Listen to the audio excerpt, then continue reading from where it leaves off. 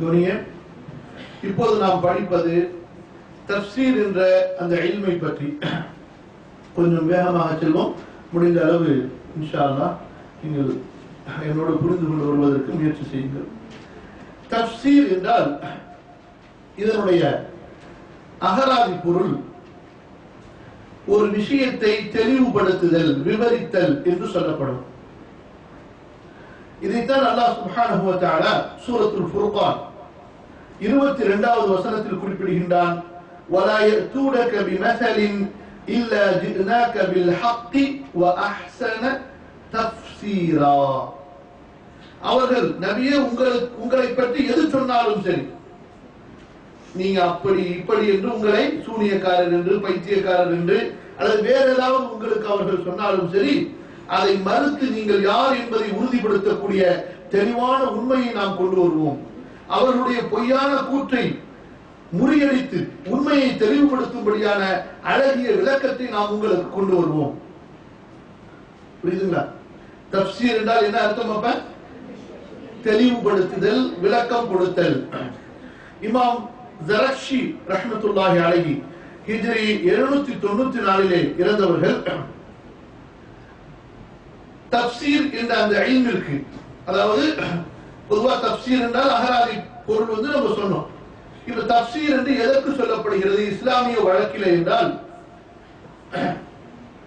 நபி முஹம்மது ஸல்லல்லாஹு அலைஹி வஸல்லம் அவர்கள் மீது அல்லாஹ்வின் புறத்திலிருந்து இறக்கப்பட்ட வேதத்தை புரிந்து கொள்வதற்கு துணையாக இருக்கக்கூடிய கல்வி. அல்லாஹ்வின் புறத்திலிருந்து முஹம்மது ஸல்லல்லாஹு அலைஹி வஸல்லம் அவர்கள் மீது இறக்கப்பட்ட வேதத்தை புரிந்து கொள்வதற்கு துணையாக இருக்கக்கூடிய கல்வி. மேலும் இந்த கல்வியின் மூலமாக அந்த வேதத்தின் அர்த்தங்களையும் அதனுடைய சட்டங்களையும் அதனுடைய ஞான நுட்பங்களையும் அறிந்து கொள்ள முடியும். அப்ப சுருக்கமாக தஃப்சீர் கலை என்று சொன்னால், எந்த இல்மின் மூலமாக குர்ஆனை புரிந்து கொள்ள முடிகிறதோ, குர்ஆனின் அர்த்தங்களை புரிந்து கொள்ள முடிகிறதோ, குர்ஆனின் சட்டங்களை புரிந்து கொள்ள முடிகிறதோ, குர்ஆனின் தத்துவங்களை, ஞானங்களை புரிந்து கொள்ள முடிகிறதோ, அந்த இல்முக்கு இல்மு தஃப்சீர் என்று சொல்லப்படும். இவ்வாறு இமாம் ஜரக்ஷி ஹிஜ்ரி 794 இறந்தவர்கள். இதற்கு தேவை என்ன? அரபி மொழி தேவை. அரபி மொழியின் இலக்கண இலக்கியம் தெரிந்திருக்க வேண்டும். மார்க்க சட்ட நுணுக்கங்கள் தெரிந்திருக்க வேண்டும். குர்ஆனுடைய கிராஅத்துடைய வகைகள், ஓதப்படுகின்ற அந்த ஓதுதலின் வகைகள், ஒரே வசனத்தை எப்படியெல்லாம் ஓதப்பட்டிருக்கிறது, அதுபோன்று எந்த வசனம் முந்தி இறங்கியது, எந்த வசனங்கள் பிந்தி இறங்கின, எந்த வசனங்கள் எந்த வசனங்களை மாற்றிவிட்டன, இப்படிப்பட்ட இல்முகள் அவருக்கு தெரிந்திருக்க வேண்டும். அவர்தான் தஃப்சீர் செய்வதற்கு தகுதியானவர். நம்ம தமிழ்நாட்டிலேயே தவிர 6 மாசம் தமிழ்ல, அதாவது கல்வி என்றால் என்ன என்று அதனுடைய வாசமே தெரியாத ஒருத்தவர்கிட்ட படிச்சுட்டா குர்ஆனையே புரட்டி போடுறதுக்கு அவங்களுக்கு தகுதி வந்தது. தஃப்சீர் கிதாபுகளெல்லாம் கிழிச்சு எரிஞ்சிறதுக்கு அவருக்கு திறமை வந்தது. நல்லா பாருங்க, அவங்க சொல்ற வாசனத்துக்கு தகுந்த மாதிரி அவங்க ஆக்கிட்டான் பாருங்க. தஃப்சீர் குர்ஆனை புரிகிறதுக்கு திறமை வந்துன்னு சொன்னா அதை புரிகிறதுக்கு வழங்குறதுமா, குர்ஆனையே புரட்டி போடுறதுக்கு திறமை வந்துன்னு சொன்ன மாதிரி அப்படியே ஆக்கிட்டாங்க. அவங்க அப்படிதான் அட்வர்டைசிங் பண்றாங்க.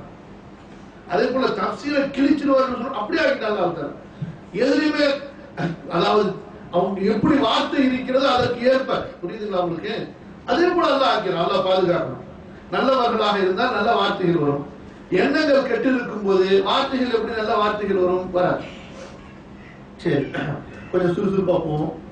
இரண்டாவது, இதே தஃப்சீர் என்ற இந்த கருத்தை குறிப்பதற்கு நமது மூத்தவர்களிடத்திலே, சான்றோர்களிடத்திலே தஅவீல் என்ற ஒரு வார்த்தையும் பயன்படுத்தப்படுகிறது. தஅவீல், أول يؤول تأويلا ألف باء تاء همزة அப்புறம் வி வாவ் யா லாம் தஅவீல். சூரத்துல் அராஃப் உடைய 52வது வசனத்தில் இந்த தஅவீல் என்ற வார்த்தை பயன்படுத்தப்படுகிறது. ஹல் யன்துரூன இல்லா தஅவீலஹு யௌம யஅதி தஅவீலுஹு. தஅவீல் என்பதற்கு அகராதி பொருள் ஒன்றுடைய இறுதி முடிவு, இறுதி விளக்கம்.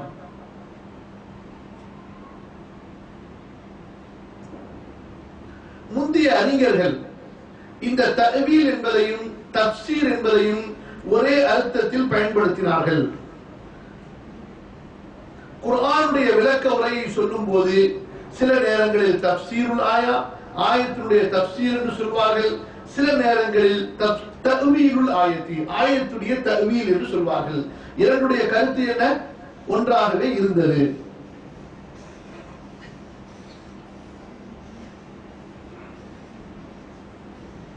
ஆகவேதான் இமாம் தபரி ரஹ்மத்துல்லாஹி அலைஹி தங்களுடைய நூலுக்கு ஜாமிஉத் தஅவீல்,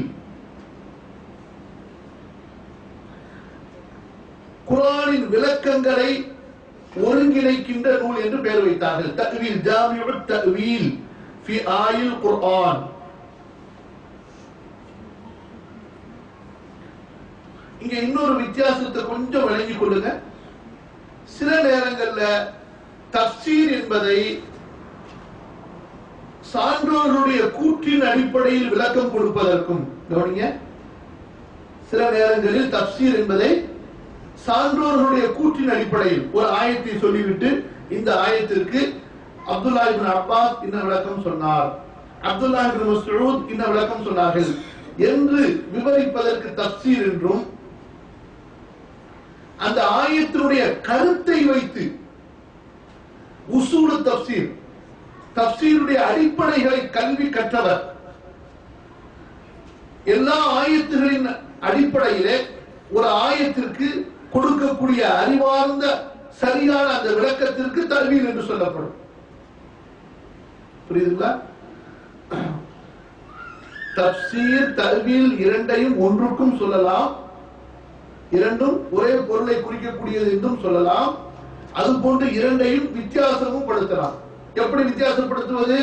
தஃப்சீர் என்பது மன்கூல், அதாவது சஹாபாக்கள், தாபீன்கள், தபுஉ தாபீன்களிடமிருந்து ஒரு வசனத்திற்கு விளக்கமாக சொல்லப்பட்ட அந்த கூற்றுகளை எடுத்துச் சொல்வதற்கு தஃப்சீர் என்றும், தஅவீல் என்பது குர்ஆனுடைய உசூலை, உசூல் தஃப்சீரை படித்தவர்கள் ஒரு ஆயத்தை நன்கு ஆழமா புரிந்து இந்த ஆயத்தினுடைய உள்ளார்ந்த கருத்து என்ன, அர்த்தம் என்ன என்று சொல்லக்கூடிய அந்த விளக்கத்திற்கு தஅவீல் என்றும் சொல்லலாம். அப்ப ரெண்டையும் ஒன்று சேர்த்து சொல்லப்பட்டால் ரெண்டுக்கு வேற வேற அர்த்தத்தை கொடுத்துடலாம். ரெண்டுல ஒன்று மட்டும் ஏதாவது ஒரு இடத்துல சொல்லப்பட்டால் அங்க எந்த அர்த்தம் வேணாலும் நம்ம கொடுக்கலாம். இப்ப எப்படி உதாரணம் இதுக்கு ஈஸியா சொல்றதா இருந்தா, வெறும் முஸ்லிம் என்று சொன்னால் அங்க மூமின்களும் வந்துருவாங்க, வெறும் மூமின் என்று சொன்னால் அங்க முஸ்லிம்களும் வருவாங்க. முஸ்லிம் மூமின் ரெண்டும் ஒரு இடத்துல சொல்லப்பட்டால் அப்ப முஸ்லிமுக்கு ஒரு அர்த்தம் கொடுப்பீங்க, மூமினுக்கு இன்னொரு அர்த்தம் கொடுப்போம். புரியுதுங்களா இல்லையா? இப்ப கவனிங்க, சஹாபாக்களுடைய காலத்திலிருந்து இந்த தஃப்சீர் கலை உருவாகிவிட்டது. அவர்கள் இந்த தஃப்சீருக்கு மிகப்பெரிய முக்கியத்துவம் கொடுத்தார்கள். காரணம் என்ன? குர்ஆன் அதனுடைய வார்த்தைகளுடைய அர்த்தங்களை அவர்கள் தெரிந்திருந்தாலும் அந்த வார்த்தை என்ன கருத்தை கொடுக்கின்றது என்பதை நபியிடமிருந்து அவர்கள் கற்றுக்கொண்டார்கள், அல்லது அவர்களுக்கு அல்லாஹ் கொடுத்திருந்த மொழி அறிவின் மூலமாகவும் ரசூலுல்லாஹ்விடமிருந்து அவர்கள் கற்றுக்கொண்ட மார்க்கத்தின் அடிப்படையிலும் அந்த குர்ஆனுடைய ஆயத்திற்கு சரியான விளக்கத்தை புரிந்து கொண்டார்கள். கவனிங்க, ரெண்டு விஷயம். சஹாபாக்கள் குர்ஆனுடைய விளக்கத்தை எப்படி கற்றுக்கொண்டார்கள்? ஒன்று, நேரடியா ரசூலுல்லாஹ்விடத்துல கேட்டு விடுவார்கள், கேட்டு தெரிந்து கொள்வார்கள். இரண்டாவது, அவர்களுக்கு அல்லாஹ் ஏற்கனவே கொடுத்திருந்த மொழி அறிவு, இலக்கண இலக்கியத்தின் அறிவு.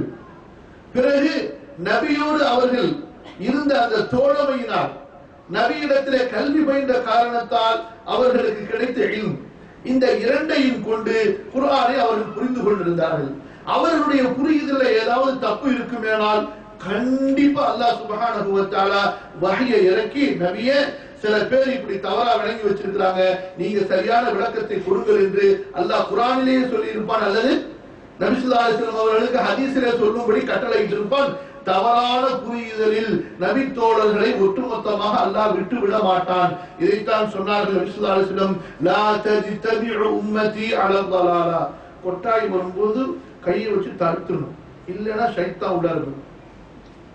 நீங்க ஒருத்தர் விட்டீங்கன்னு வச்சுக்கோங்க, பக்கத்துல உள்ள ஒருத்தர் விடுவார், அப்படியே அந்த சைக்கிள் கடையில சைக்கிளை சாய்ச்ச மாதிரி ஆகிப்படும், பொத்து பொத்து பொத்து பொத்து பொத்து பொத்து பொத்து பொத்து எல்லாம் உழுவ வேண்டிட்டார், அப்படியே மாட்டிடும். புரியுதுங்களா? கவனமா இருக்கணும். லா தஜ்தமிஉ உம்மதி அலா ضلاலா. எனது உம்மத்து வழிகேட்டின் மீது ஒன்று சேராது. அப்ப இது சஹாபாக்களுக்கு சொல்லப்பட்ட விளக்கம். புரியுதுங்களா? கவனிக்கிறீங்களா இல்லையா?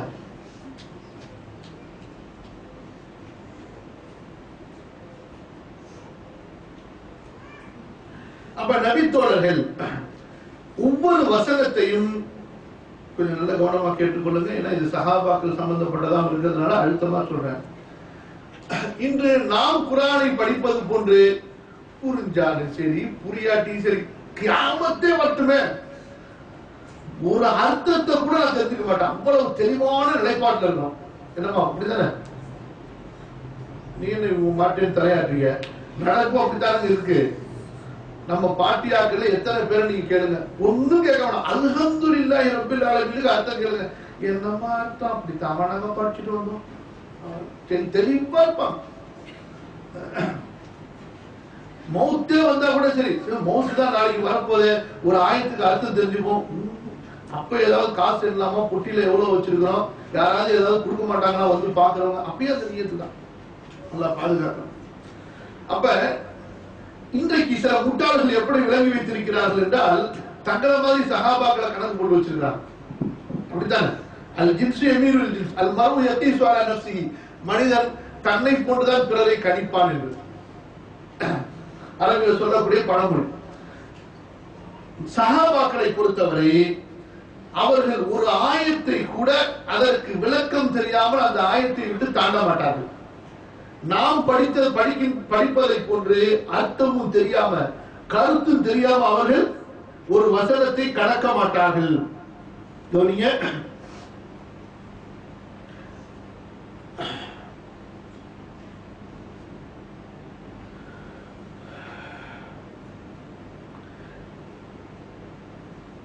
இமாம் அபு அப்துல் ரஹ்மான் அஸ்-சுலமி ரஹிமஹுல்லாஹ் சொல்கிறார்கள், எங்களுக்கு குர்ஆனை கற்றுக் கொடுத்தவர்கள் யார்?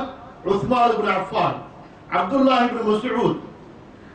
தங்களது ஆசிரியர்களை பற்றி மாணவர் சொல்கிறார், இவர்கள் நபியிடமிருந்து 10 வசனங்களை கற்றுக்கொண்டால், நபியிடமிருந்து 10 வசனங்களை கற்றுக்கொண்டால் அந்த வசனங்களில் என்ன இல்ம் இருக்கிறது, அமல் இருக்கிறது என்பதை தெரிந்து கொள்ளாமல் அவர்கள் அந்த 10 வசனங்களை கடக்க மாட்டார்கள், தாண்ட மாட்டார்கள். நம்ம ஊர்ல சின்ன பிள்ளைங்க மனப்பாடம் செய்யற மாதிரி சஹாபாக்கள் குர்ஆனை மனப்பாடம் செய்யவில்லை. எனவே அப்துல் ரஹ்மான் இப்னு சுலமி என்ற அந்த தாபிஈ சொல்கின்றார், فحفظنا القرآن والعلم والعمل جميعا. எனவேதான் நாங்கள் சஹாபாக்களிடமிருந்து குர்ஆனையும் மனனம் செய்தோம், குர்ஆனில் உள்ள இல்மையும் மனனம் செய்தோம், அதில் உள்ள அமலையும் நாங்கள் பாதுகாத்தோம். அப்துல்லாஹ் இப்னு உமர் ரலியல்லாஹு அன்ஹு அவர்களை பற்றி சொல்லப்படுகிறது, சூரத்துல் பக்ராவை 8 ஆண்டுகளில் மனப்பாடம் செய்தார்கள். இன்று நம்ம ஊர்ல ஒரு 5 வயசு 7 வயசுக்குள்ள ஒரு மாசத்துல மனப்பாடம் செஞ்சிடலாம் சூரத்துல் பக்ரா. இவர்கள் மனப்பாடம் செய்வது என்ன, அவர்கள் மனப்பாடம் செய்வது என்ன? இவர்கள் வெறும் வார்த்தையை மனப்பாடம் செய்கின்றார்கள். அவர்கள் மனப்பாடம் செய்தது என்ன? ஒவ்வொரு வசனத்தையும் அதில் உள்ள கருத்தையும் அர்த்தத்தையும், அது எப்போது ஏன் இறக்கப்பட்டது, அந்த வசனத்தினுடைய சட்டம் என்ன என்பதோடு சேர்த்து படித்தார்கள். எனவே 8 வருஷத்தில் சூரத்துல் பக்ராவை படித்தார்கள். என்னமா யாருக்காவது புரியுதா நான் சொல்றது? சூரத்துல் பக்கராவை எத்தனை வருஷத்துல படிச்சாங்க? 8 வருஷத்திலே படித்தார்கள். சுப்ஹானல்லாஹ். அனஸ் இப்னு மாலிக் ரலியல்லாஹு அன்ஹு சொல்கிறார்கள், எங்களிலே ஒருவர் சூரத்துல் பக்கராவையும் சூரா ஆல இம்ரானையும் மனப்பாடம் செய்து கொண்டால் அவருடைய மதிப்பு எங்களது உள்ளத்தில் ரொம்ப கூடிவிடும். சூரத்துல் பக்கராவை சூரா ஆல இம்ரானை ஒருவர் மனப்பாடம் செய்து கொண்டால் அவருடைய மதிப்பு எங்களது கண்களிலே மிக அதிகமாக கூடிவிடும். என்ன அர்த்தம்? அப்ப சூரத்துல் பக்கரா சூரா ஆல இம்ரான் அதிகப்படியா 3 மாசத்துல மனப்பாடம் பண்ணிடலாம். நம்ம ஊர்ல சின்ன சின்ன பிள்ளைகள் மனப்பாடம் செய்கிறார்கள். சரியா? அப்ப வெறும் வார்த்தைகளை மனப்பாடம் செய்வதை இங்கே சொன்னார்கள்? இல்லை, அதனுடைய கருத்துக்களை.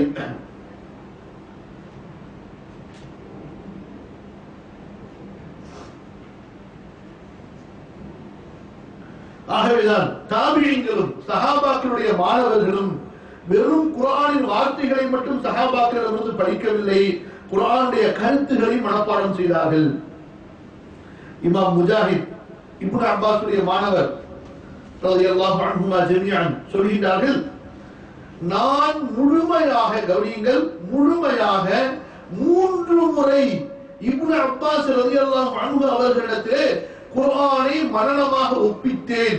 ஒவ்வொரு முறையும் ஒவ்வொரு ஆயத்தை ஓதிவிட்டு அங்கே நின்று இந்த ஆயத் என்ன சொல்கிறது, இந்த ஆயத்தின் உள்கருத்து என்ன, இந்த ஆயத் எப்போது இறக்கப்பட்டது என்பதை கேட்டு தெரிந்து கொண்டேன். 3 முறை நான் அப்படி செய்தேன்.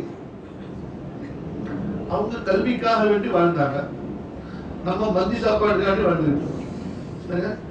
கபாபு, தஜாஜு, இந்த ஊர் ஃபுல்லா என்னங்க இருக்கு? என்ன இருக்கு? கல்வி நிலையம் இருக்கா? என்னப்பாச்சு, அரபு நாடாச்சு, சஹாபாக்கள் வாழ்ந்த இடமாச்சு, தாபீன்கள் வாழ்ந்த இடமாச்சு. எங்கேயாவது மதரசா தெரியுதா, மர்கஸ் தெரியுதா, தாவா சென்டர் தெரியுதா, இல்மு சென்டர் தெரியுதான்னு சொன்னா எங்க பார்த்தாலும் மந்தி கிடையாதான், சாப்பாடு கிடையாதான், திங்கிற கிடையாதான். எல்லா சாப்பாட்டு ராமனும் மொத்தமா இந்த ஊர்ல தான் இருக்காங்க கூட.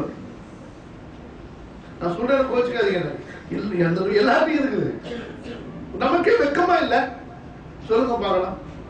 நான் சொல்றது புரியல உங்களுக்கு? என்ன என்னப்பா இது? சஹாபாக்கள் வாழ்ந்த இடம், தாபீன்கள் வாழ்ந்த இடம். எவ்வளவு இமாம்கள் இங்க வந்திருப்பாங்க? இருக்க மாட்டாங்களா? ரஷ்யால இருந்துலாம் இமாம்கள் இருந்தாங்கன்னா இந்த ஊர்ல இருந்திருக்க மாட்டாங்களா? அரபு ஜசீரத்துல அரபுக்கு மக்கா மதீனா இவ்வளவு பக்கமா உள்ள நாட்டுல எங்கேயாவது உங்களுக்கு தெரியுதா குர்ஆன் ஹதீஸ் சென்டர்? எங்க தெரியுது? மொத்த மொத்தமா துபாயில என்னன்னு சொன்னா நான் விரல விட்டு 4 எழுதிடலாம். அங்கேயே அட்மிஷன் கிடைக்குமா? கிடைக்கும். குதிரை கொம்பு மாதிரி இருக்குது. என்ன கேவலமா இருக்கு பாரு. கல்வி எல்லாத்தையும் அவங்க எடுத்துட்டு போயிட்டாங்க. நமக்கு கொடுத்துருக்கிறது என்ன கொடுத்துருக்காங்க? இன்னைக்கு வெளிநாட்டுக்கார மேற்கத்தியர்கள் இல்மு ஆய்வு படிக்கிறதெல்லாம் வச்சுக்கிட்டான். லண்டன் போய் பாருங்க, எங்க பார்த்தாலும் யூனிவர்சிட்டி, எங்க பார்த்தாலும் ஸ்கூலு, எங்க பார்த்தாலும் எஜுகேஷன் சென்டர். ஏதோ அவன் வச்சிருக்கிற துனியாலையாவது அவன் உருப்படியா இருக்கிறான். நமக்கு நல்லா தின்னுடா நீ. எங்க நாட்டு சாப்பாடு கழிவுலாம் உங்களுக்கு கொண்டாந்து போட்டோம். மெக்டானல்ட், கேஎஃப்சி, பர்கர், பிஸா எல்லாம் தின்னு தின்னு தின்னு செத்துப்போ. நல்லா கொலஸ்ட்ரால்ல செத்துப்போ, பிபில செத்துப்போ, சுகர்ல செத்துப்போ, ஹார்ட் அட்டாக்ல செத்துப்போ. நல்லா தின்னு சீக்கிரமா செத்து போயிடும். அல்லாஹ் அஸ்தக்ஃபிருல்லாஹ் அலீம். ரொம்ப கவலையா இருக்குது. என்ன போக. அதே போல நம்ம பிள்ளைகளையும் பழகுறோம். துண்ணு துண்ணு துண்ணு துண்ணு பொழுது அன்னைக்கு அவனை துங்க வைக்கிறதா வேலை. கடைசியில் அறிவு எங்க இருந்து வரும் அவனுக்கு? அளவா சாப்பிடுறது யாருக்கா சொல்ற நம்ம பிள்ளைங்க? நம்ம வீட்டுல கேட்டா சொல்லுவீங்க, நம்ம பிள்ளைங்க தான் சாப்பிடுறதே இல்லைன்னு சொல்லிட்டு. அவன் வீட்டுல வாங்கிட்டு போற சாக்லேட், அது இது, ரொட்டு லொக்கு சாமான என்ன வீட்டுல உள்ள பூனையா சாப்பிடுது? சரி வாங்க, மனசிய மன வேதனை நான் கொட்டிக்கிறேன். இமாம் ஷாஃபி ரஹ்மத்துல்லாஹி அலைஹி, கவனிங்க, உமர் ரலியல்லாஹு அன்ஹு அவங்களுடைய கிலாஃபத்துல பிறந்தவங்க. ஹிஜ்ரி 103ல இறக்குறாங்க. எல்லா இமாம்களுடைய விளக்கங்களையும் சொல்லிட்டு வரும். எப்படியாவது 12 மணி வரைக்கும் சபரா இருந்திருக்க ஓடியும். இமாம் ஷாஃபி ரஹ்மத்துல்லாஹி அலைஹி சொல்றாங்க, தங்களுக்கு முன்னாடி வாழ்ந்த அறிஞரை பற்றி, உஸ்தாதை பற்றி, மஸ்ரூக்கை பற்றி சொல்கின்றார்கள். இவங்க ஹிஜ்ரி 63ல இறக்குறாங்க. ரொம்ப பெரிய இமாம். ஒருத்தரை பற்றி சொல்றதா இருந்தா ஒரு நாள் ஃபுல்லா சொல்லலாம், அவ்வளவு பெரியவங்க. சொல்றாங்க, இவங்க எங்க இருந்து வர்றாங்கன்றா மக்கால இருந்து மதீனால இருந்து பஸ்ராவுக்கு வர்றாங்க. ஏறக்குறைய 2000 கிலோமீட்டருக்கு மேல பயணம் செய்து பஸ்ராவுக்கு வர்றாங்க. பஸ்ராவுக்கு வந்தா எதுக்காக வேண்டி வர்றாங்க? ஒரே ஒரு ஆயத்தினுடைய விளக்கத்தை தெரிந்து கொள்வதற்காக வேண்டி புறப்பட்டு வர்றாங்க. வந்து அந்த ஆசிரியரை தேடினா அவர் இப்பத்தான் சில நாட்களுக்கு முன்பு சிரியா டமாஸ்கஸ் சென்று விட்டார் என்று சொன்ன உடனே வந்த பயணத்திலிருந்து அப்படியே டமாஸ்கஸ் புறப்பட்டார்கள், ஒரு ஆயத்தினுடைய விளக்கத்தை கேட்பதற்கு.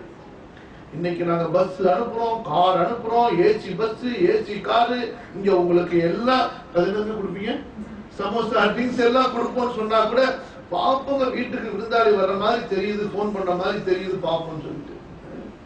யா அல்லாஹ். அப்ப இந்த தஃப்சீருடைய இல்மு இது சாதாரணமான இல்மு இல்ல. இந்த இல்மு எதை, இந்த இல்முடைய அடிப்படை என்ன, எது சம்பந்தப்பட்ட இல்மு இது சொல்லுங்க? குர்ஆன் சம்பந்தப்பட்ட இல்மு, சரியா இல்லையா? இந்த இல்முல எதை பற்றி பேசப்படுகிறது? குர்ஆனுடைய வசனங்கள். குர்ஆனுடைய வசனங்கள் யாரிடமிருந்து வந்தன? யாருடைய பேச்சு அது? அல்லாஹ்வுடைய பேச்சு, அல்லாஹ்விடமிருந்து வந்தன. ஆகவே எப்படி அல்லாஹ்வுடைய பேச்சில் என்ன சிறப்போ அந்த சிறப்பு இந்த இல்முக்கு இருக்கிறது. அல்லாஹ் சுப்ஹானஹு வ தஆலா சொல்கிறான் சூரத்துல் பக்ராவுடைய 270வது வசனம், யுக்தில் ஹிக்மத மன் யஷா வ மன் யுக்தல் ஹிக்மத ஃபகத் ஊதிய கைரன் கஸீரா. ஞானம் அல்லாஹ் யாருக்கு நாடுகின்றானோ அவருக்கு கொடுக்கின்றான். யாருக்கு அல்லாஹ் ஞானத்தை கொடுக்கின்றானோ, யார் ஞானம் கொடுக்கப்பட்டாரோ அவருக்கு மிகப்பெரிய பொக்கிஷம், மிகப்பெரிய செல்வம் கொடுக்கப்பட்டு விட்டது. அப்ப ஹிக்மத் என்பதற்கு மார்க்க அறிஞர்கள் என்ன சொல்கிறார்கள்? ஃபஹ்முல் குர்ஆன், குர்ஆனை புரிவது. ரசூலுல்லாஹி ஸல்லல்லாஹு அலைஹி வஸல்லம் சொன்னார்கள், கைருக்கும் மன் தஅல்லமல் குர்ஆன வ அல்லமஹு, உங்களிலே சிறந்தவர் குர்ஆனை கற்று கற்பிப்பவர். நம்ம என்ன இந்த ஹதீஸை எதற்கு எடுத்து வச்சிருக்கிறோம்? புகாரி முஸ்லிமுடைய இந்த ஹதீஸை அலிஃப் பா தா தா அலிஃப் ஜபர் ஆ பா ஜபர் பான்னு சொல்லிட்டு இந்த ஹிஜ்ரி குட்டி ஓதுறோம் பாருங்க, இதுக்கு மட்டும் வச்சுட்டு அவ்வளவுதான், முடிஞ்சு போச்சு. அப்படித்தானே?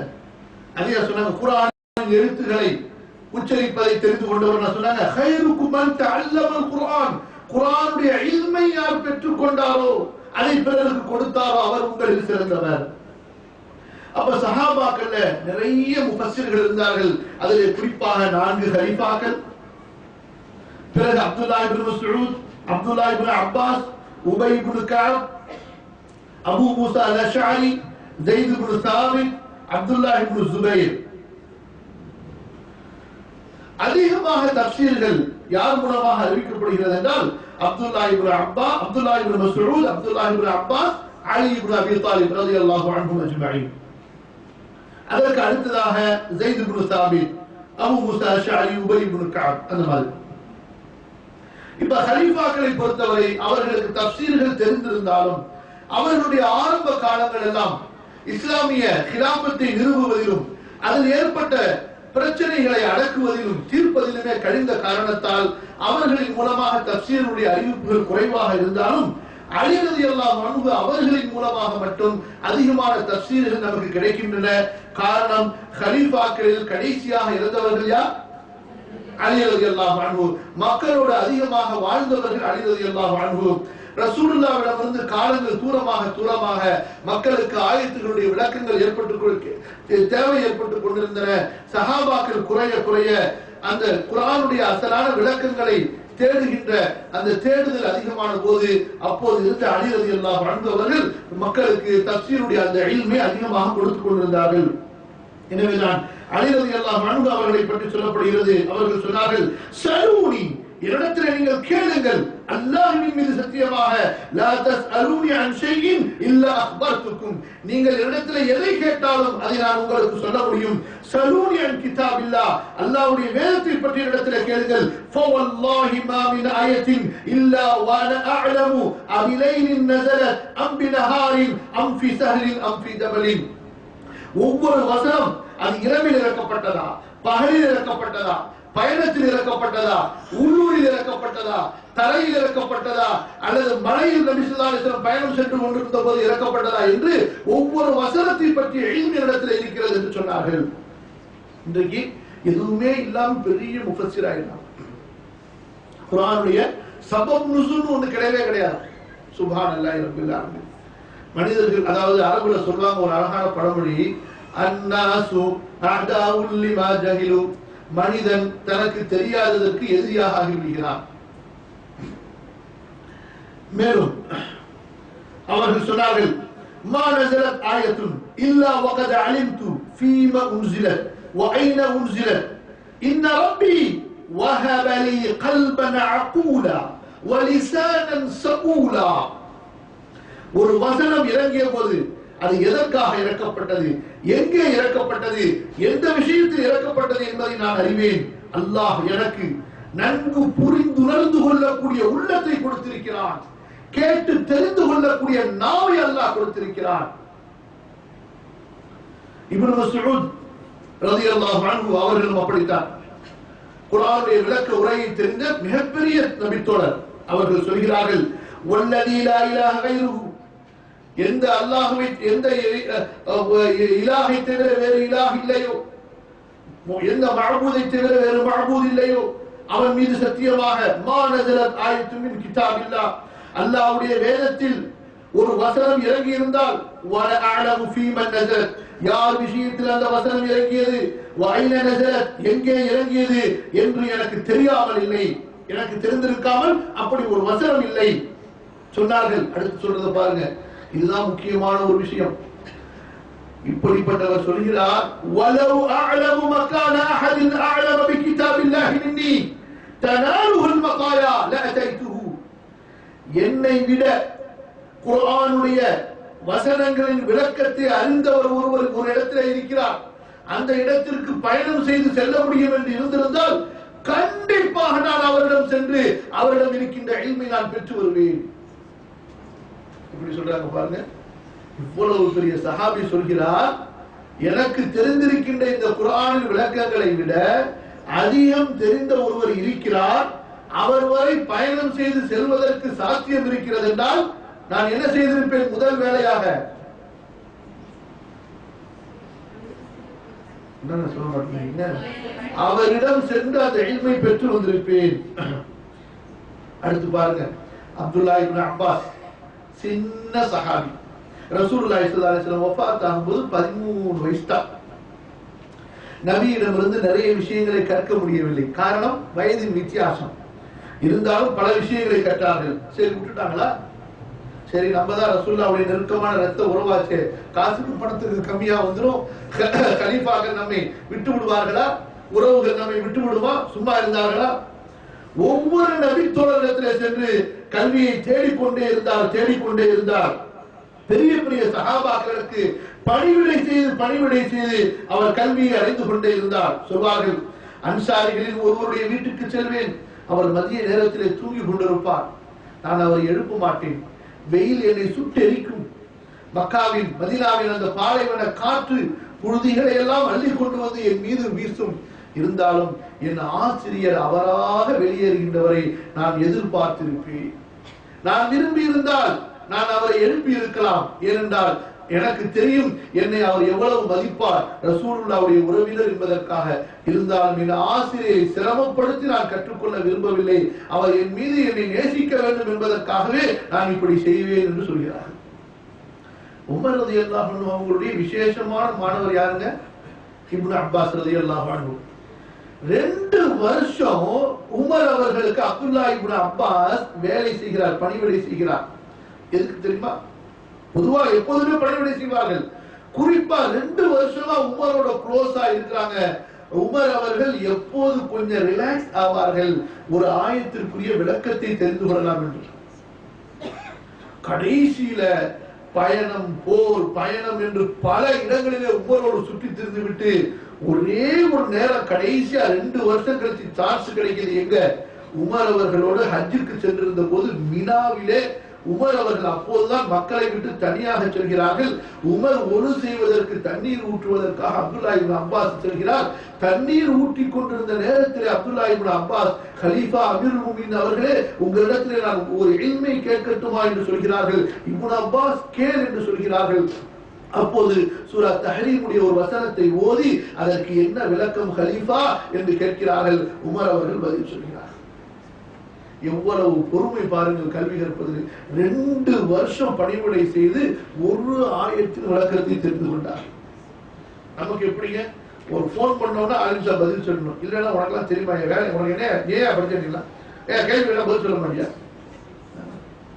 எவ்வளவு ஈஸியா போச்சு பாருங்க. டக்கு டக்குன்னு வீட்டுல தோசை சுடுறதை விட சீக்கிரமா அவங்களுக்கு பதில் வந்துடும்.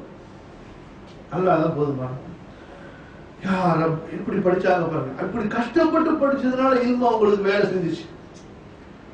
நமக்கு எல்லாம் பட்டன் தட்டோட இல்மு கிடைக்குது, அவ்வளவு அதே போல போயிடுது. எவ்வளவு ஸ்பீடா வருதோ, சொல்றது புரியுதா இல்லையா, எவ்வளவு ஸ்பீடா வருதோ அவ்வளவு ஸ்பீடா போயிடுது. அவங்க கஷ்டப்பட்டு ஒன்னொன்னையும் சேர்த்தாங்க, அதனால பாதுகாத்தார்கள் உள்ளத்திலும் செயலிலும்.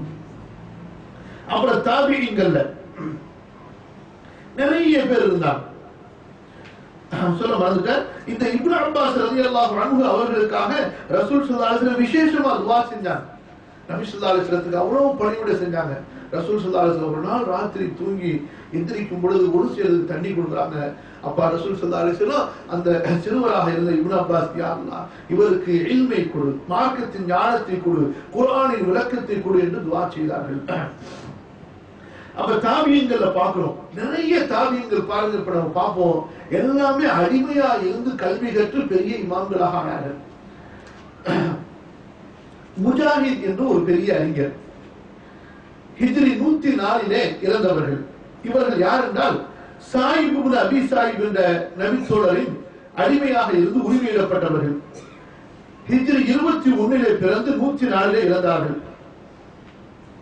இமாம் முஜாஹித் இவர்கள் சஹாபாக்களிடமிருந்து எவ்வளவு தஃசீர்களை கற்றார்கள் என்றால், தாபீன்கள் சொல்வார்கள், தபு தாபீன்கள் சொல்வார்கள், ஒரு வசனத்திற்கு முஜாஹித் விளக்கம் சொல்லிவிட்டால் வேறு யாரிடத்திலும் விளக்கம் கேட்காதீர்கள் என்று. யாருங்க இவரு? அடிமையாக இருந்து உரிமையிடப்பட்டு கல்வியை படித்தவர். ஹசன் பஸ்ரி சொல்வார்கள் இவரை பற்றி மேன்மையாக. அதே போல சயீத் இப்னு ஜுபைர் ரொம்ப பெரிய தாபிஈ, அதாவது ஹஜ்ஜாஜ் மன்னர் இவரை கொன்றார். இவர் யார் என்றால் ஒரு நீக்ரோ அடிமைங்க, கருப்பு இனத்தை சேர்ந்த. இப்ப நம்ம எல்லாம் பார்க்கும் பொழுது இவங்க எல்லாம் மனுஷனா என்பதாக ரொம்ப அருவருப்பா பார்க்கிறோமா இல்லையா? நீங்க போய் மக்களை பாருங்க, இவங்களுடைய மேன்மையை சஹாபாக்கள் காலத்திலே வாழ்ந்த அந்த கருப்பு மக்களை போன்று நீங்கள் பார்க்க வேண்டும் என்றால் ஹரம் ஷரீஃபில் போய் மஸ்ஜித் நபவியில போய் பாருங்க. அரபுகளின் பிள்ளைகளும் செல்வத்திலும் சுகபோகத்திலும் உழந்து கொண்டிருக்கும் பொழுது கல்விக்காக வேண்டிய வந்து கல்வியை படித்துக் கொண்டிருப்பார்கள். அங்கே உள்ள அந்த கருப்பு மக்களை பார்த்தார். யாரு ஒருத்தங்க 20 வருஷம் 30 வருஷம் என்னங்க செய்றீங்க, ஹரம் ஷரீஃபில் கல்வி படிச்சுட்டு என்னங்க சாப்பிடுறீங்க, ஏதாவது சதக்காவுடைய பேரிச்சம்பழம் தான் சாப்பிடுவோம். எப்போ போனாலும் சஃபே அவங்க தான் இருப்பாங்க. எப்ப போனாலும் நீங்க பாத்துருக்கீங்களா, ஹரம் ஷரீஃப் போனா தெரியும், அங்கேயே உட்காந்துருப்பாங்க. என்ன இவங்க சாப்பிட போறாங்களா, தூங்க போறாங்களா, என்ன எப்போ போட ராத்திரி 3 மணிக்கு போனாலும் உட்காந்துருப்பாங்க, 12 மணிக்கு போனாலும் உட்காந்துருப்பாங்க, 1 மணிக்கு போனாலும் உட்காந்துருப்பாங்க. எங்கெங்கெல்லாம் தரிசனம் நடக்குது அங்கெல்லாம் உட்காந்துட்டே இருப்பாங்க. ஏன்? அவர்கள் கல்வியின் அருமையை தெரிந்தார்கள். அதனால் அவர்களால் தாகம் தணிய முடியவில்லை. நம்ம சாப்பாடு திங்கிறது தூங்குறது, ஹரம் ஷரீஃபில் போனா என்னென்ன செய்யறாங்க, எல்லாரும் நல்ல சொகுசான அறை வேணும், நல்லா கொட்டை விட்டு தாங்கணும், இது தூங்கணும், நிறைய வகை வகையான டிஷ் சாப்பாடு எந்த கம்பெனிகளா கொடுப்பாங்கன்னு கேட்டு அந்த கம்பெனில போய் நல்லா மூக்கு பிடிக்க திங்கணும். கடைசியில காம சொல்லும் போது ஹரம் ஷரீஃபில் ஓடி போய் திண்ணையில தொழுது திரும்ப ஓடி போய் திங்கணும். சொல்றது தப்பா இல்லையா? கரையா சொல்றேன்னா தப்பா சொல்றேன். பெரும்பாலும் பாத்தீங்கன்னா தமிழ்நாட்டுக்காரங்க ஹஜ்ஜுக்கு எதுக்கு போறாங்கன்னு சொன்னா நல்லா தூங்குறதுக்கு, நல்லா தூங்குறது. தமிழ்நாட்டுக்காரங்களோட சண்டை எங்க வரும்னு சொன்னா சாப்பாடு சரியில்லை, தூங்குறது சரியில்லை. யாரா இருந்தாலும் எவ்வளவுதான் கொடுத்தாலும் சரி, காபத்துல்லா வாசல்லே ரூம் கொடுத்தாலும் சரி, அப்படித்தான் இருப்பாங்க. நல்லா பாதுகாக்கணும். சரி வாங்க, இடையிலேயே ஆதங்கத்தை வேற சொல்லிக்கிறேன். அடுத்து பாருங்க, இக்ரிமான ஒரு தாபிஈ, இவங்களை பற்றிதான் ஹசன் பஸ்ரி ரஹ்மத்துல்லாஹி அலைஹி சொல்லுவாங்க, இக்ரிமா இருக்கும் போது என்னிடத்துல விளக்கம் கேட்காதீர்கள். அந்த அளவு பெரியவங்க. இவங்க யாருன்னு சொன்னா, இந்த மொரோக்கோல பர்பர்னு ஒரு மக்கள் இருப்பாங்க பாருங்க, பர்பரின்னு சொல்லுவாங்க பாருங்க, ரொம்ப முரட்டா இருப்பாங்க. ஹரம் ஷரீஃப்க்கு வருவாங்க, லேசா கைப்பட்டுச்சுன்னா 4 பேர் பொத்துன்னு வந்துட வேண்டியதுதான். இந்த பக்கம் கைப்பட்டுச்சுன்னா அடுத்த 5 பேர் பொத்துன்னு வந்துட வேண்டிய, அப்படி இருப்பாங்க. முரட்டு ஆளுங்களா. அந்த வம்சத்தை சேர்ந்தவர்கள். இவங்களும் அடிமையா இருந்து வந்தவங்க தான். இப்னு அப்பாஸ் ரலியல்லாஹு அன்ஹு இவருக்கு எப்படி கல்வி படிச்சு கொடுத்தாங்கன்னா, காலில் ரெண்டுத்திலையும் விலங்கு போட்டுருவாங்க, எந்திரிச்சு போக கூடாதுன்னு உட்காந்து மனப்பாடம் பண்ணு, படி அப்பதான் விடுவேன்னு சொல்லிட்டு. இவங்களுடைய அத்தை அடிமையா வந்தவங்க எப்படி படிச்சிருக்காங்க பாத்தீங்களா? இவங்க யாரு? இக்ரிமா ரலியல்லாஹு ரஹ்மத்துல்லாஹி அலைஹி ஹிஜ்ரி 105ல வஃபாத்தானா. அதே போல கதாதா இப்னு தஆமா, கதாதா இடையில கூட நம்ம சொல்லியிருப்போம் தஃப்சீர்கள்ல. ஹிஜ்ரி 61ல பிறந்தாங்க, ஹிஜ்ரி 118ல இறந்தாங்க. அதே போல இமாம் வஹாக் இப்னு முஸாஹிம் இவங்க இறந்தது ஹிஜ்ரி 100ல, பிறப்பை பற்றி குறிப்பு கிடையாது. அத்தா இப்னு அபி ரபாஹ், அத்தா இப்னு அபி ரபாஹ் ஹிஜ்ரி 27ல பிறந்தாங்க, 104ல இறக்குறாங்க. இவங்க எல்லாருமே ஒன்றுக்கு மேற்பட்ட பல சஹாபாக்களிடத்துல போய் பல ஆண்டுகள் பணிவிடை செய்து குர்ஆனுடைய விளக்கங்களை கற்றுக்கொண்டவர்கள். இங்க கவனிங்க, சஹாபாக்களுடைய காலத்தை பொறுத்தவரை இப்ப இந்த தஃப்சீருடைய கல்வி எப்படி ஒருங்கிணைக்கப்படுகிறது என்பதை பற்றி நாம் தெரிந்து கொள்ள போகிறோம். சஹாபாக்களுடைய காலத்தில் எப்படி ஹதீசுகள் எல்லாம் வாய் வழியாகவே இருந்தனவோ அது போன்று தஃப்சீருடைய இல்மும் வாய் வழியாகவே இருந்தன. ஒரு சஹாபி சொன்னாங்க, ஒரு தாபிஈ கேட்டாங்க, இப்படியாகவே நெஞ்சங்களில் பாதுகாக்கப்பட்ட ஒரு இல்மாகவே இருந்தது.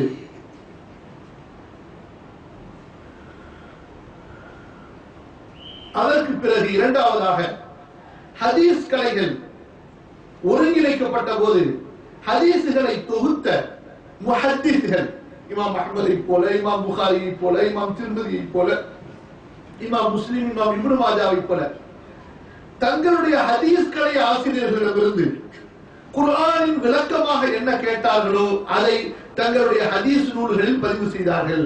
எனவேதான் சஹீஹுல் புகாரியிலே ஒரு பெரும் பகுதியாக கிதாபு தஃப்சீர், விரிவுரை அத்தியாயம் என்பதை நீங்கள் பார்க்கலாம். சஹீஹ் முஸ்லிமிலே பார்க்கலாம், ஜாமிஉ திர்மிதியிலே நீங்கள் பார்க்கலாம். இமாம் இப்னு மாஜாவிற்கு அப்படி ஒரு நூல் இருந்தது, ஆனால் பின்னால் கிடைக்கவில்லை. இப்படியாக ஹதீஸ்களின் நூல்களிலே தங்களது ஹதீஸ்களை அறிஞர்கள் மூலமாக தெரிந்து கொண்டதை முஹத்திஸ்கள் பதிவு செய்தார்கள். அதற்கு பிறகு அடுத்த காலம் வருகிறது, தஃப்சீருக்கென்றே தனியாக நூல்கள் எழுதப்பட ஆரம்பித்தன. எப்படி ஹதீஸுக்காக தனியாக நூல்கள் எழுதப்பட்டனவோ அது போன்று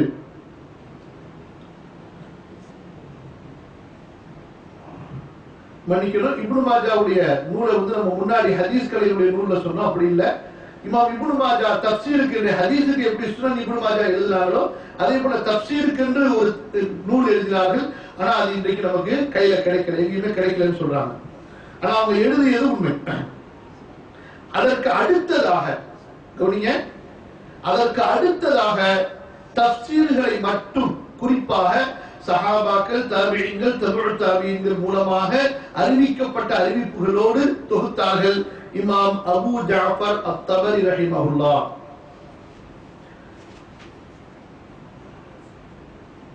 அபூ ஜஅஃபர் இப்னு ஜரீர் அத்-தபரி இவர்கள் ஹிஜ்ரி 310லே மரணிக்கின்றார்கள். அதாவது ஹதீஸ் கலை அறிஞர்களுக்கு அடுத்தபடியாக வந்தவர்கள். இவருடைய விளக்கங்களை தான் அதிகமாக நாம் நம்முடைய இந்த 3 அமர்வு, அதாவது 4 நாட்களுடைய அமர்வுகளில் நாம் பார்த்தோம். அடுத்ததாக இமாம் அபூபக்கர் இப்னு அல் முன்திர் அன்-நைசாபூரி இவர்கள் ஹிஜ்ரி 318லே மரணிக்கிறார்கள். இவர்களும் தஃப்சீருக்காக ஒரு தனி நூலை எழுதினார்கள்.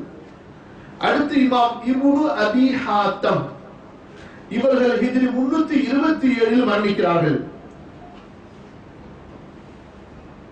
அடுத்து அபு ஷேக் இப்னு அபி ஹிப்பான்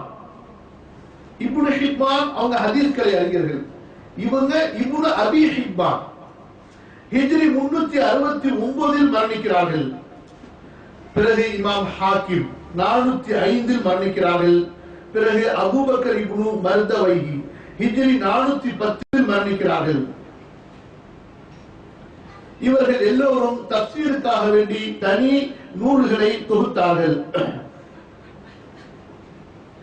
இதிலே குறிப்பாக இன்று வரை எல்லா மக்களுக்கும் பயன் தரக்கூடியதாக மிகப்பெரிய ஒரு பொக்கிஷமாகவும் ஊற்றாகவும் தஃசீருடைய கடலாகவும் விளங்குவதுதான் இமாம் இப்னு ஜரீர் அபூ ஜாஃபருடைய இமாம் தபரியுடைய தஃசீர் நூல். இவர்கள் சஹாபாக்களுடைய கூற்றுகளை பதிவு செய்தார்கள். அரபி சட்ட நுணுக்கங்களை இலக்கியங்களை பதிவு செய்தார்கள். அறிவிப்பாளருடைய தொடரோடு அறிவிப்புகளை பதிவு செய்தார்கள். கிராத்துகளை பதிவு செய்தார்கள். ஒரு வசனம் எந்தெந்த விதத்தில் ஓதப்பட்டிருக்கின்றன, எந்தெந்த நாட்டவர்கள் அப்படி ஓதினார்கள், அதிலே மிக ஏற்றமான கிராத்து எது, சட்டப்பூர்வமான எது, அதிகமான சஹாபாக்கள் ஓதியது எது என்று மிக விசாலமான வகையிலே தனது தஃசீரை அமைத்தார்கள்.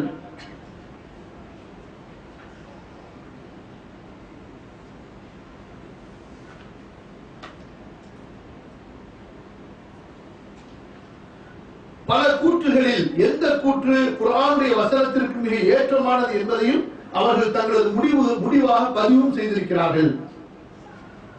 அடுத்து நான்காவது ஒரு காலம் வருகிறது. அங்கே பல அறிஞர்கள் தஃசீருடைய கலையை தொகுக்கின்றார்கள். அப்படி தொகுக்கும் பொழுது அவர்கள் என்ன செய்கிறார்கள் என்றால், சரியான அறிவிப்பு, தவறான அறிவிப்பு, பலவீனமான அறிவிப்பு, யூதர்கள் சொன்ன சம்பவங்கள், இவற்றையெல்லாம் தஃசீருடைய கலைகளுக்குள் அவர்கள் நுழைத்து தஃசீர்கள் எழுதுகின்றார்கள்.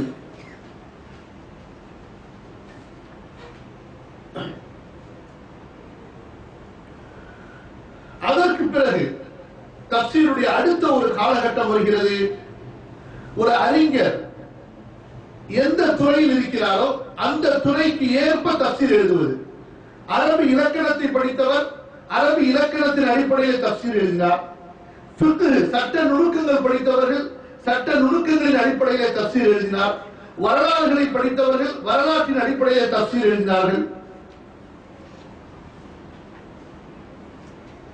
அவர் எந்த துறையை சார்ந்திருந்தாரோ அந்த துறைக்கு ஏற்ப அவர் குர்ஆனுக்கு விளக்க உரை எழுத ஆரம்பித்தார்கள். இப்படி எழுதியவர்களில் மூத்தவர்களாக நாம் குறிப்பிடுவதென்றால் அபூ ஹையான் முஹம்மது இப்னு யூசுப். அபூ ஹையான் முஹம்மது இப்னு யூசுப் இன்றைய ஸ்பெயினில் உள்ள கர்னாத்தாவில் பிறந்தவர்கள். 654வது ஹிஜ்ரியிலே வஃபாத் ஆனது ஹிஜ்ரி 745 கெய்ரோ சிட்டியிலே. இவர்கள் அல் பஹ்ருல் முஹீத் என்ற தஃசீரை எழுதினார்கள். மிகப்பெரிய தஃசீர். அதில் நஹு சம்பந்தப்பட்ட அரபி இலக்கணத்தின் அடிப்படையில் குர்ஆனுக்கு அவர்கள் விளக்கம் எழுதினார்கள். அதுபோன்று ஃபஹ்ருத்தீன் அர்-ராஸி இவர்களும் இந்த நூற்றாண்டிலே வாழ்ந்தவர்தான்.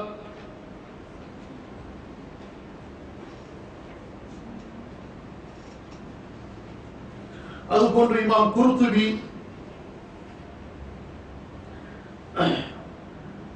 இமாம் ஷஅலபி இவர்கள் நாம் தங்களுடைய துறை சார்ந்து குர்ஆனுக்கு விளக்கம் எழுதினார்கள்.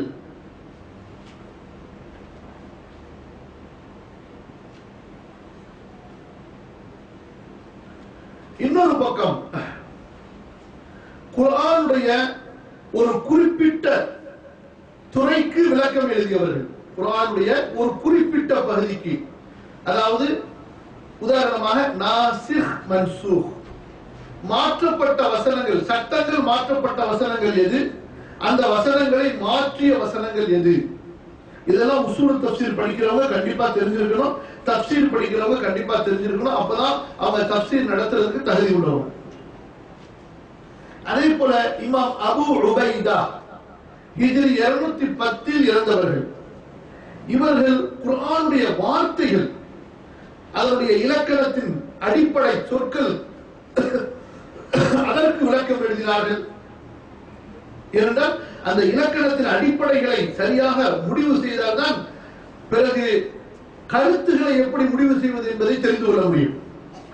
அதுபோன்று இமாம் அபூ உபைத் அல் காசிம் இப்னு சல்லாம், இமாம் அபூ உபைத் அல் காசிம் இப்னு சலாம் அல்லது சல்லாம் ஹிஜ்ரி 244 இறந்தவர்கள். இவர்களும் நாசிக் மன்சூகை பற்றி தஃசீர் எழுதினார்கள். அதுபோன்று இமாம் அபூ தாவூத் அஸ்-சிஜஸ்தானி ஹதீஸ் நூல் படிக்கிறோம்ல, சுனன் அபூ தாவூத், அந்த நூலுடைய ஆசிரியரும் இமாம் அபூ தாவூத் அஸ்-சிஜஸ்தானி ஹிஜ்ரி 275 இறந்தவர்கள். அபூ அலி இப்னு அல்-மதீனி, அலி இப்னு அல்-மதீனி என்று சொல்லப்படுகின்ற மிகப்பெரிய ஹதீஸ் கலை அறிஞர், இமாம் புகாரியுடைய ஆசிரியர், ஹிஜ்ரி 234 இறந்தவர்கள். இவர்கள் அஸ்பாபுன் நுசூல், குர்ஆனுடைய வசனங்கள் எந்தெந்த காரணத்தினால் இறக்கப்பட்டன என்பதற்கு தனி விளக்கம் எழுதினார்கள். அதுபோன்று ஹிஜ்ரி 597 இறந்த இமாம் அபுல் ஃபரஜ் இப்னுல் ஜௌசி என்று நீங்கள் அறிந்திருப்பீர்கள், நிறைய நூல்களை எழுதியிருக்கிறார்கள். ஹிஜ்ரி 597 இறந்தவர்கள். இவர்களும் அஸ்பாபு நுசூலில் குர்ஆன், குர்ஆனுடைய வசனங்கள் எந்தெந்த இடங்களில் எந்தெந்த காரணத்திற்காக இறக்கப்பட்டன என்று தனி ஒரு நூலை தொகுத்தார்கள். அதுபோன்று ஹிஜ்ரி 468 இறந்த இமாம் வாஹிதி அவர்களும் இப்படி ஒரு நூலை தொகுத்தார்கள் அஸ்பாபு நுசூலை பற்றி. பிறகு அர்-ராகிப் அல்-இஸ்பஹானி ஹிஜ்ரி 502 இறந்தவர்கள். இவர்களும் குர்ஆனுடைய சொற்கள் சம்பந்தமான விளக்கங்கள், ஒவ்வொரு சொல்லுக்கும் அரபி அகராதியில் என்ன கருத்து, குர்ஆனிலே என்ன அர்த்தத்தில் பயன்படுத்தப்பட்டிருக்கிறது, அதற்கு ஒரு நூல் எழுதினார்கள். அதுபோன்று அல் ஜஸ்ஸாஸ், ஹனபி சட்ட வல்லுநராகிய அல் ஜஸ்ஸாஸ் என்ற அறிஞர் ஹிஜ்ரி 370 இறந்தவர்கள். குர்ஆனுடைய சட்ட வசனங்கள் 500 வசனங்கள் ஏறத்தாழ, அந்த சட்ட வசனங்களுக்கு மட்டும் விளக்கம் எழுதினார்கள். அதுபோன்று இப்னுல் அரபி, 2 பேர் இருக்காங்க, ஒன்னு இப்னு அரபி, அவர் சூஃபி வழிகேட்டில் உள்ளவர், இவங்க இப்னுல் அரபி மாலிக் மذهபை சேர்ந்தவர்கள், ஹிஜ்ரி 543 இறந்தவர்கள். இவர்களும் குர்ஆனுடைய ஃபிக்ஹ் சட்ட வசனங்களுக்கு, தொழுகை, நோன்பு, வராசத்து, சொத்துரிமை, இது போன்ற ஃபிக்ஹ் சட்ட நுணுக்கங்கள் சம்பந்தப்பட்ட வசனங்களுக்கு தனி நூல் எழுதினார்கள். அதுபோன்று இமாம் அல் ஹர்ராஸ், இவங்க ஷாஃபிஈ மذهபுடைய சட்ட வல்லுநர், 504 இறந்தவர்கள். இவர்கள் 504 இமாம் அல் ஹர்ராஸ் ஷாஃபிஈ மذهபை சேர்ந்தவர்கள். இவர்களும் குர்ஆனுடைய சட்ட வசனங்களுக்கு மட்டும் விளக்கம் எழுதியிருக்கிறார்கள். இப்படி தஃப்சீருடைய ஒரு வகையாக அத்-தஃப்சீருல் மௌதூஇ, அதாவது குறிப்பிட்ட ஒரு தலைப்பில் தஃப்சீர் எழுதுவது. அரபி இலக்கணம் என்றால் இலக்கணம் சம்பந்தப்பட்டது மட்டும், ஃபிக்ஹ் சட்டம் என்றால் ஃபிக்ஹ் சட்டம் மட்டும், நாசிக் மன்சூர் என்றால் நாசிக் மன்சூர், அஸ்பாபுன் நுசூல் என்றால் அஸ்பாபுன் நுசூல், இப்படியாக குர்ஆனுக்கு விளக்கம் எழுதியவர்கள்.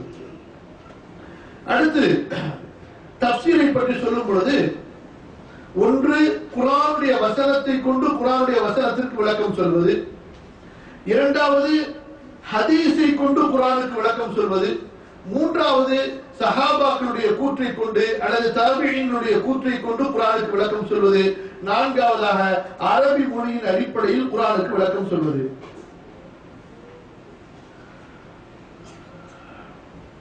நமது முன்னோர்களை பொறுத்தவரை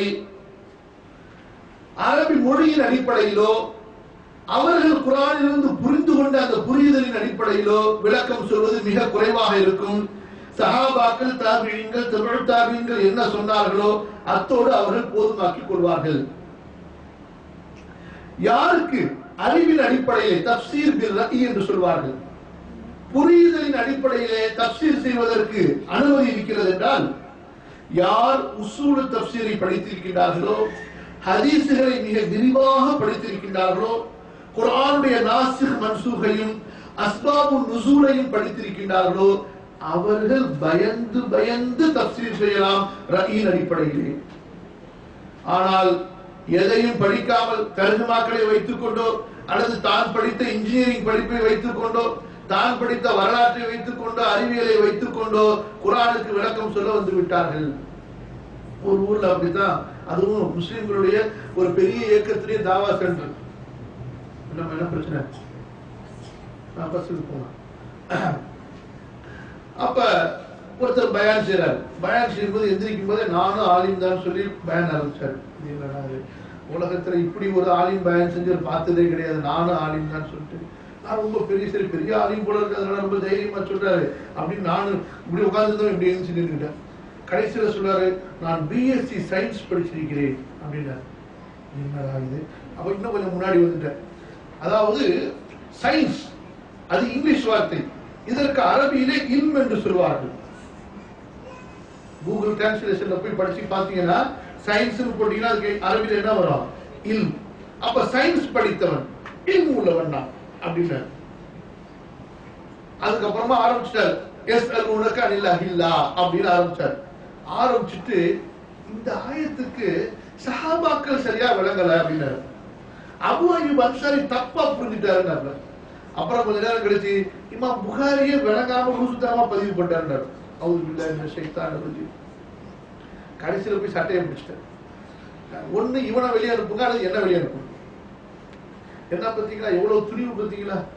இவர் சயின்ஸ் படிச்சாரா, கடைசியில போய் எதுக்கு விளக்கம் சொல்ல ஆரம்பிச்சிருவாராம்? எஸ்தர் உனக்கானில் அஹில்லாக்கு விளக்கம் சொல்ல ஆரம்பிச்சிருவாராம். அந்த விளக்கத்துக்கு மாத்தமா அபு அய்யூப் அன்சாரியுடைய விளக்கமோ இமாம் புகாரியுடைய விளக்கமும் இருக்கிறதுனால இவங்க ரெண்டு பேரும் புரியாம தப்பு பண்ணிட்டாங்கன்னு சொல்லிட்டு இது எங்க பேசப்படுது? இது நான் வந்து வீடியோ ரெக்கார்டோட வச்சிருக்கேன், நான் தான் ரெக்கார்ட் பண்ண வீடியோ. என்ன சொல்லுங்க, ஒரு பெரிய மர்க்கஸ்ல நடக்குது.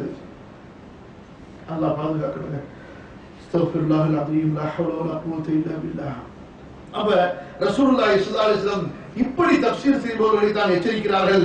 மன் கால ஃபில் குர்ஆனி பிகைரி இல்மின், இல்மு இல்லாமல் யார் குர்ஆனிலே பேசுகிறானோ ஃபல்யதபவ்வ மக்அதஹு ஃபின்னார், மினனார், தனது இடத்தை அவன் நரகத்தில் ஆக்கிக் கொள்ளட்டும். இமாம் திருமதி பதிவு செய்கிறார்கள். அதே போல இந்த மாதிரி நிறைய அறிவிப்புகள் ஹதீஸ் குர்ஆன்ல வந்து தங்களுடைய அறிவை கொண்டு பேசாதீர்கள் என்று அபூபக்கர் ரலியல்லாஹு அன்ஹு அவர்கள் சொல்வதாக இமாம் குர்துபி பதிவு செய்கிறார்கள். அல்லாஹ்வுடைய இல்மிலே நான் அறியாத ஒன்றை சொன்னால் எந்த வானம் எனக்கு நிழல் கொடுக்கும், எந்த பூமி என்னை தாங்கும், அவ்வளவு பயந்தார்கள். யார்? அபூபக்கர் ரலியல்லாஹு அன்ஹு அவர்கள்.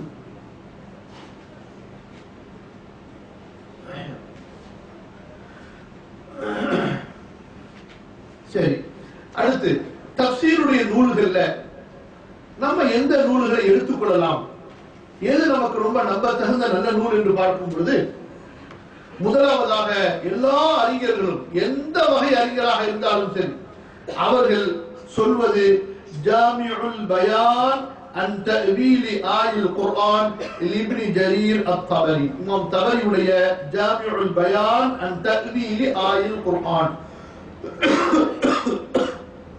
இமாம் அபூ ஜஅஃபர் அத்-தபரி அவர்கள் மிகப்பெரிய முஃபஸ்ஸிர், முஹத்திஸ், ஃபகீஹ், ஃபிக்ஹ் சட்ட வல்லுனர், வரலாற்று வல்லுனர், இவ்வளவு அது போன்ற அரபி இலக்கண இலக்கியத்தில் மிகப்பெரிய பண்டிதர்.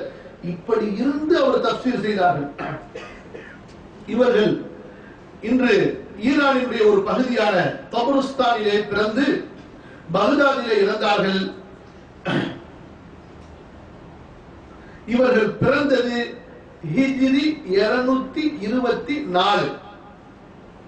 இவர்கள் இறந்தது ஹிஜ்ரி 310. குர்ஆனுடைய கிராத்துகளை அறிந்தவர்கள், ஹதீஸை அறிந்தவர்கள், கல்விக்காக வேண்டிய தன்னை அழித்துக் கொண்டவர்கள், இஜ்திஹாத் என்ற சுய ஆய்வு திறமையும் உடையவர்கள். இவர்கள் பல நூல்களை எழுதியிருக்கிறார்கள்.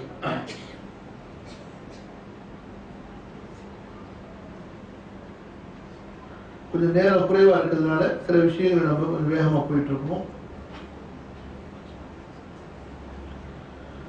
இமாம் தபரி தஃப்சீர் எழுதும்போது தன்னுடைய மாணவர்கள்ட்ட சொல்றாங்க, நான் இந்த மாதிரி ஒரு தஃப்சீர் எழுத போறேன்னு சொல்லி. மாணவர்கள் கேட்கிறாங்க, எவ்வளவு பக்கத்துக்குள்ளார முடிக்கலாம்னு சொல்லி. அப்ப இமாம் சொல்றாங்க, 30,000 பக்கங்கள் எழுதலாம் என்று இருக்கிறேன்னு சொல்லிட்டு. 30,000 பக்கங்கள், 30,000. நீங்க கையெழுத்து பிரதிகளை பார்த்திருந்தீங்கன்னா உங்களுக்கு தெரியும். அந்த காலத்துல இப்ப நீங்க மக்கா மதீனா போனீங்கன்னா அங்க லைப்ரரி இருக்கு, அங்க கையெழுத்து பிரதிகள் எல்லாம் பாதுகாக்கப்பட்டு அவங்க ஒரு பேப்பர்ல அல்லது ஏதாச்சும் ஒரு துணியிலையோ அல்லது அந்த காலத்துல என்ன எழுதுறதுக்கு இருந்துச்சோ அதுல ஒரு பேஜ்ல அவங்க எழுதியிருக்கிறத இன்றைய காலத்துல நம்ம டைப் செட்டிங், நார்மலான டைப் செட்டிங், ஃபாண்ட் 15 வச்சு ட்ரெடிஷனல் அரபிக்ல நம்ம டைப் செஞ்சா A4ல குறைஞ்சது 10 பக்கம். அவங்க ஒரு பக்கத்துல எழுதியிருக்காரு. அப்ப 30,000 10ல பெருக்குங்க, 3 லட்சம் ஆச்சா? 3 லட்சம் பேஜ் வந்துடும். அதை சுருக்கி அவங்க கடைசியில 3000 பேஜில் எழுதுறாங்க. அதுதான் இன்னைக்கு 35 வால்யூமா இருக்கு. இப்படி அவங்க 3000 பக்கத்தில் எழுதுறாங்க பாருங்க தப்சீர். அது இன்று எத்தனை வால்யூமா பிரிண்ட் செய்யப்பட்டிருக்கிறது? 35 வால்யூமா. சுப்ஹானல்லாஹ்.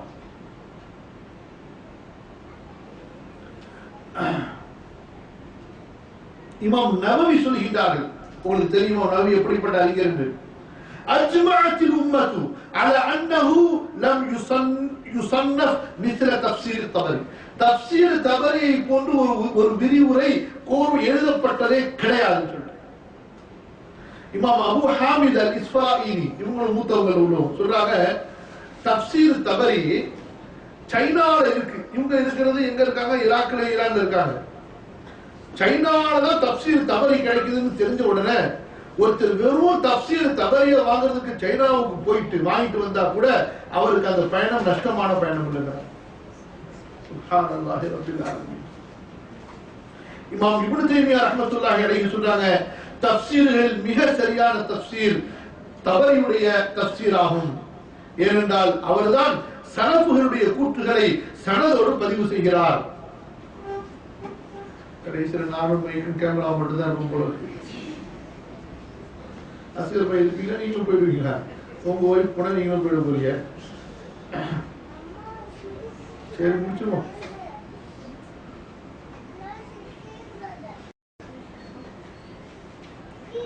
சரி வாங்க, அப்ப நம்ம சுருக்கமா முடிச்சிருவோம். அப்ப இந்த மாதிரி தஃப்ஸீருடைய நூல்கள் பல வகைகளாக இருக்கின்றன. பல அறிஞர்கள் எழுதியிருக்கின்றார்கள். அதுல குறிப்பா நாம் எடுத்துக்கொண்டது இமாம் இப்னு கஸீருடைய தஃப்ஸீர், அதே போல இமாம் குர்துபியுடைய தஃப்ஸீர். அதை மட்டும் நம்ம சுருக்கமா பார்ப்பதாக இருந்தால், இமாம் இப்னு கஸீர் ரஹ்மத்துல்லாஹி அலைஹி ஹிஜ்ரி 701ல பிறந்து ஹிஜ்ரி 774 701ல பிறக்கிறாங்க, 774ல இறக்குறாங்க. இவங்க இப்னு தைமியாவுடைய மாணவராகவும் இருக்கிறார்கள். பல கல்விகள், ஹதீஸ், சட்டம், கிராத், ஃபிக்ஹ், இந்த மாதிரி பல துறைகளிலே திறமை பெற்றவர்கள். இவர்கள் குர்ஆனுக்காக தஃப்ஸீருல் குர்ஆனில் அஸீம் என்று தஃப்ஸீர் எழுதுகிறார்கள். இவங்களுடைய தஃப்ஸீருடைய அடிப்படை என்னவென்றால் இமாம் தபரியுடைய தஃப்ஸீர் தான். அதை கொஞ்சம் சுருக்குறாங்க, அதுல இல்லாத நிறைய விஷயங்களை சேர்க்கிறாங்க. அதான் இவங்களுடைய வேலை. அப்ப தஃப்ஸீர் தபரியில கிடைக்கக்கூடிய பெரும்பான்மையான விஷயங்கள் எங்க கிடைக்கும்? உங்களுக்கு இப்னு கஸீர்ல கிடைக்கும். அது போக மற்ற ஹதீஸ் சம்பந்தப்பட்ட விளக்கங்கள் குர்ஆனுடைய ஆயத்துகளுக்கு இருந்தா அந்த ஹதீசுகளை கொண்டு வந்து அதனுடைய தரங்களை பிரிப்பார்கள். வேற ஏதாவது அறிவிப்புகள் கிடைத்திருக்கின்றனால் அந்த அறிவிப்புகளை தஃப்ஸீர்கள்ல பதிவு செஞ்சு அது சரியான அறிவிப்பா தவறான அறிவிப்பா என்று விமர்சனமும் செய்வார்கள். அப்ப இமாம் இப்னு கஸீருடைய தஃப்ஸீரும் நமக்கு மிகப்பெரிய ஒரு கலைக்களஞ்சியமான ஒரு தஃப்ஸீர்.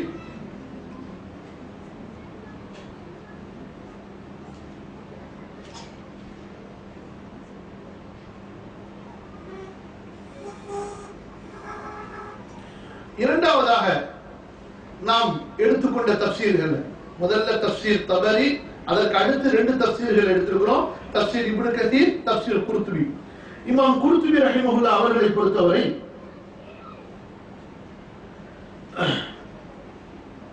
இவங்களும் இன்றைய ஸ்பெயின்ல இருக்கக்கூடிய குர்துபா என்ற நகரத்துல பிறக்கிறாங்க. ஹிஜ்ரி 671ல இவங்க மரணிக்கிறாங்க. ரொம்ப பெரிய ஆலிம், பெரிய ஆபித், பெரிய ஜாஹித், நூற்றுக்கணக்கான நூல்களை அவங்க கோர்வு செஞ்சிருக்கிறாங்க. நிறைய நூல்கள், சிறிய பெரிய நூல்களை கோர்வு செஞ்சிருக்கிறாங்க. தஃப்ஸீரை பற்றி ஒரு விரிவான ஒரு, அதாவது ஒரு முறைப்படுத்தப்பட்ட, அதாவது இன்று சொல்வதாக இருந்தால் இந்த டாக்டரேட் செய்யறாங்களே, ரிசர்ச் செய்யறாங்களே, அந்த மாதிரி தஃப்ஸீர் கலையை முதல்ல வகுத்தவங்க இவங்க. எப்படி ஒரு ஆயத்தை எழுதினோன்னு இந்த ஆயத்தை குறித்து 18 விஷயங்களை நான் பேச போகிறேன் அப்படின்னா, இந்த மாதிரி சில இடங்கள்ல 40 ஒரு ஆயத்துக்கு 40 தலைப்புகள் போட்டுறாங்க. அல் மஸ்அலத்துல் ஊலா முதலாவது, அல் மஸ்அலத்து சானியா இரண்டாவது, அல் மஸ்அலத்து சாலிசா மூன்றாவது, இப்படி சில இடங்களில் 40 வரை அவர்கள் கொண்டு சென்றிருக்கிறார்கள். பொதுவா மற்றவங்க என்ன செய்வாங்கன்னா அந்த காலத்துல அப்படியே மொத்தமா கொட்டுன மாதிரி இருக்கும், முன்னாடி பின்னாடி. அதாவது தஃசீர் சொல்லிட்டே வருவாங்க, இடையில ஃபிக்ஹ் சட்டத்தை சொல்லுவாங்க, இடையில அரபி இலக்கணத்தை சொல்லுவாங்க, கிராத்து சொல்லுவாங்க, இப்படி கலந்து இருக்கும் முந்தியவர்கள். இவர்கள் என்ன செய்தார்கள், பிரிச்சாங்க எல்லாத்தையும். கிராத்து சம்பந்தப்பட்டதா அது ஒரு தனி சாப்டரா தர்க்கம் பண்ணுவாங்க, ஃபிக்ஹ் சட்டமா அதை மட்டும் தனி சாப்டரா தர்க்கம் பண்ணுவாங்க, அரபி இலக்கண சம்பந்தப்பட்டதா அதை மட்டும் தனியா சாப்டரா போட்டு தர்க்கம் பண்ணுவாங்க, எல்லாத்தையும் கலக்க மாட்டாங்க. அப்ப இமாம் குர்துபியுடைய தஃப்சீரை சொல்ல போனா அவங்க ஒரு தனியா ஒரு டாக்டரேட் செஞ்ச மாதிரி தான். எத்தனை வால்யூம்ல செஞ்சிருக்காங்க, 20 வால்யூமுக்கு மேல செஞ்சிருக்காங்க. இன்றைக்கு நம்ம டாக்டர் பட்டம் கொடுக்குறாங்க, எத்தனை 150 200 பக்கத்துக்கு 2 வருஷத்துல கம்ப்யூட்டர்ல கூகுள்ல பார்த்து காப்பி பண்ணி கொடுத்துட்டா டாக்டர். எப்படிங்க இந்து மதரசாக்கள டாக்டர் பட்டம் கொடுக்குறாங்கல்ல, பார்த்து ஏமாந்துடாதீங்க. இல்ல மாஷா அல்லாஹ் சில பேர் இருக்கிறாங்க உண்மையிலேயே உழைத்தவர்கள், படித்தவர்கள், மரணம் செய்தவர்கள். ஆனா பெரும்பாலும் ரொம்ப பேரு இந்த டாக்டர் பட்டத்துக்கு பின்னாடி ஏன் அலையிறாங்கன்னு சொன்னா, இப்ப அந்த காலத்துல சாதாரண எம்பிபிஎஸ் படிச்சாலே போயிடுவாங்க. அப்புறம் இப்ப எம்டி, அந்த படிப்புல அவங்க என்னென்ன தரத்தை எந்தெந்த காலேஜ் வச்சிருக்குங்கிறத அவங்களுக்கு காலேஜ் கொடுது. பொதுவாக இன்றைய சூழ்நிலைகள்ல பட்டங்களின் அடிப்படைகளிலே பொருளாதாரம் அமைந்திருக்கிறது. புரியுதா இல்லையா? புரியல நான் சொல்றது எல்லாம் எந்திரிச்சு போற மூணுல இருக்கிறாங்க, 6 நிமிஷம் போடுங்க. நம்ம மேடம்களுக்கு 3 மாதிரி போச்சு என்ன. சரி, அப்ப இந்த மாதிரி ஒரு பெரிய அதாவது தனித்துவம் வாய்ந்த ஒரு தஃப்சீரை இமாம் குர்துபி அவர்கள் எழுதி முடித்தார்கள்.